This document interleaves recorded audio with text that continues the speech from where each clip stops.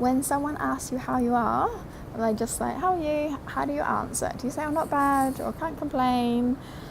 You need to stop saying those words. Our words are so incredibly important, and they're shaping our reality. So instead, if someone says, how are you? And you say, not bad, your subconscious mind doesn't hear the words not and no and don't. And so all it hears is bad.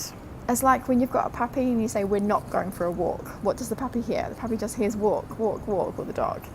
So that's all your subconscious mind hears, is it hears bad, and then it thinks, oh, you're bad. Okay, well, better start giving you some more things to feel bad about, because that's what you're talking about, that's what you're focused on, that's what you're telling people, and then it's going to give you more things to feel bad for.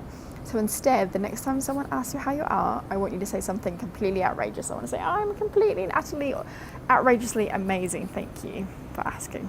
Something just stupid, just do it. Do something silly, and then, because most of the time people say, how are you? And you go, even if you're like, good thanks, they've already gone past, they've already walked on. They're not expecting an answer. So surprise them by saying something different, and surprise your subconscious mind by not telling it that you're bad, or that got something to complain about, because you're like, can't complain, when it just hears complain. Or not bad, just hears bad.